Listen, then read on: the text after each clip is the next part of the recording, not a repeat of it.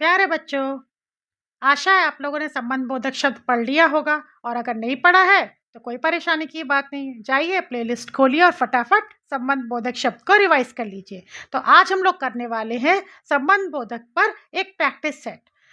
वाक्य में आपको बच्चों पहचानने को आ सकता है कि दिए गए वाक्य में संबंध बोधक शब्द को रेखांकित कीजिए या लिखिए, या फिर कई बार संबंध बोधक शब्द दे दिए जाएंगे और उनसे आपको वाक्य बनाना पड़ेगा, या फिर फिल इन द ब्लैंक्स के रूप में आपको राइट ऑप्शन चूज करके संबंध बोधक शब्द फिल करना होगा। तो चलिए शुरू करते हैं। पहला वाक्य है, मंदिर के सामने भीड़ खड़ी है। तो कैसे पहचानेंगे कि इसमें कौन सा शब्द संबंध बोधक है? तो सिंपल सी बात है कि संबंध बोधक शब्द क्या हो गया, परसर्ग से जुड़े होते हैं। ज्यादातर के, कभी कभी से, परसर्ग से जुड़े हुए शब्द होते हैं और उनसे पहले या तो संज्ञा होगी या सर्वनाम, और उन शब्दों के ठीक पीछे भी संज्ञा या सर्वनाम का शब्द होगा। कहने का मतलब है कि संबंध बोधक शब्द बीच में होते हैं और इनके पहले या तो संज्ञा सर्वनाम और उनके बाद भी संज्ञा या सर्वनाम का शब्द होगा। तो चलिए देखते हैं। मंदिर के सामने भीड़ खड़ी है, परसर्ग से जुड़ा हुआ शब्द हमारा ये मिल गया। के सामने से पहले या संज्ञा या सर्वनाम, हाँ बिल्कुल, इससे ठीक पहले मंदिर है संज्ञा और इसके ठीक पीछे भीड़ शब्द है, ये भी समूहवाचक या समुदायवाचक संज्ञा है। तो इसने मंदिर और भीड़ के बीच संबंध जोड़ दिया। के सामने हमारा परसर्ग हो गया, के सामने हमारा संबंध बोधक शब्द हो गया। दूसरे पे देखते हैं। बच्चों मैं आपको समझाती चलूंगी, लेकिन उसके बाद क्लीन कर देंगे प्रैक्टिस शीट ताकि आप लोग अपने दिमाग लगा के फिर से सॉल्व कर पाए। दूसरा, मेरे चारों ओर हरियाली है। अब फिर वही, इसमें हमें छाटना है। हरियाली शब्द में पता है संज्ञा है और मेरे शब्द सर्वनाम। तो बीच में जो ये आया चारों ओर, ये हमारा क्या हो गया, संबंध बोधक।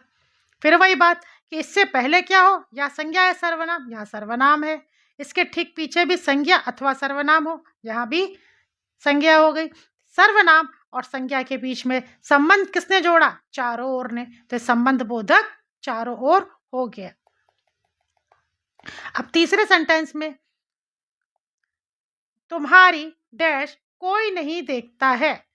अब इसमें क्या दिया है, दो ऑप्शन है ब्रैकेट में, से दूर और से दूर। से दूर का अर्थ क्या हो गया, किसी से कोई चीज दूर जा रही है, कोई कहीं से दूर है, अलग है, इसमें कुछ अलगाव तो दिख नहीं रहा है।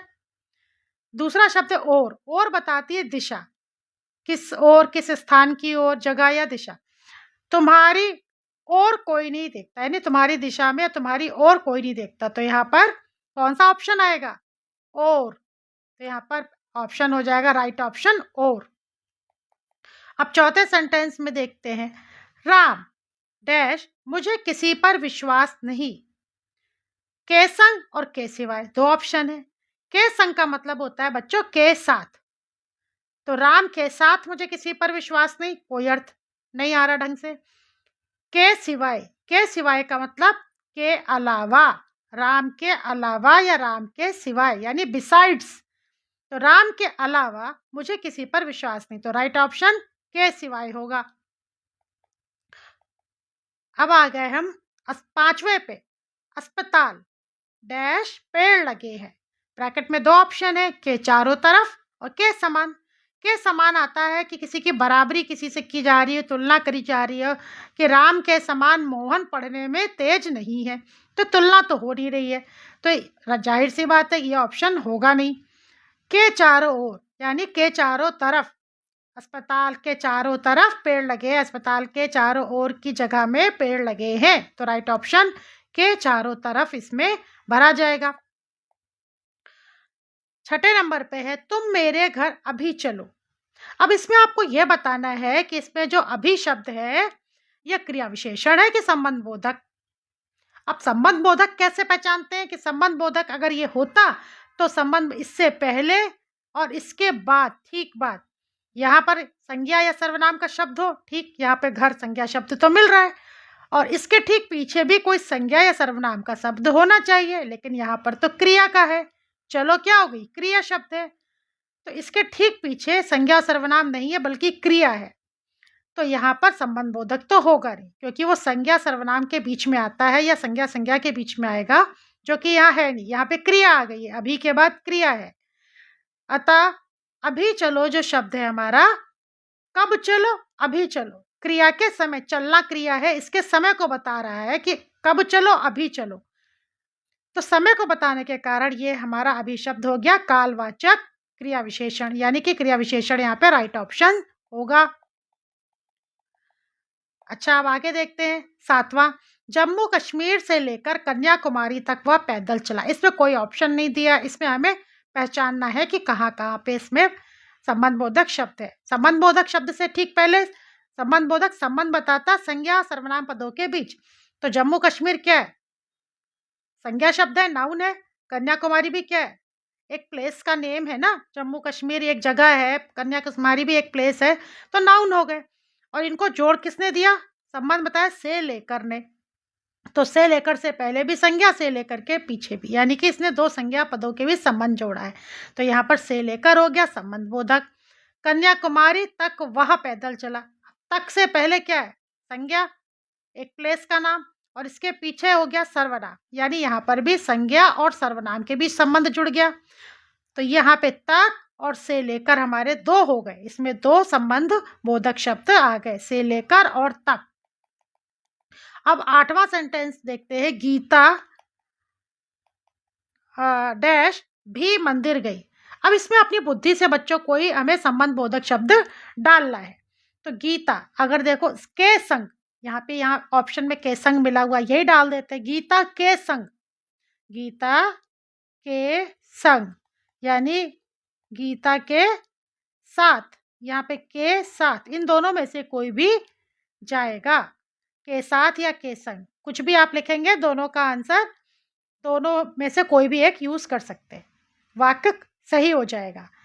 कभी कभी ये आता है, बल्कि अक्सर ही आ जाता है, कभी कभी नहीं, कि रेखांकित करने को भी पूछ सकते हैं, जैसे यहाँ ये रेखांकित कर दिया, और वाक्य बनाने को भी आ जाता है कि संबंध बोधक शब्द जैसे के बगैर है, के संग है, के सिवाय है, बहुत सारे, के चारों तरफ है। आपको कोई संबंध बोधक शब्द जैसे दे दिया के बगैर, इससे आप वाक्य बनाएंगे। तो वाक्य बनाते समय वाक्य में यही ध्यान रखना है कि इससे पहले कोई संज्ञा या सर्वनाम का शब्द डाल दीजिए, ये होगा बीच में, इसके ठीक बाद भी कोई संज्ञा अथवा सर्वनाम का शब्द डाल दीजिए, तो आपका सही वाक्य बन जाएगा, जिसमें एज ए संबंध बोधक ये प्रयुक्त हुआ माना जाएगा। अब देखिए, माँ के बगैर वह कुछ नहीं करती, तो के बगैर हमारा परसर्ग से जुड़ा हुआ शब्द है। अब क्या इसके पहले कोई संज्ञा या सर्वनाम है? माँ, माँ क्या हो गई? जातिवाचक संज्ञा शब्द हो गया।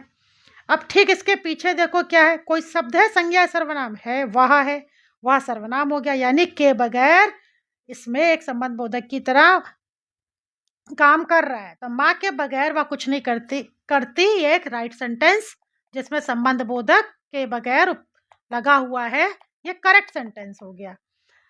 अब देखते हैं के समीप, के समीप में क्या हो, और अब आते हैं अपने लास्ट सेंटेंस के पास, के समीप।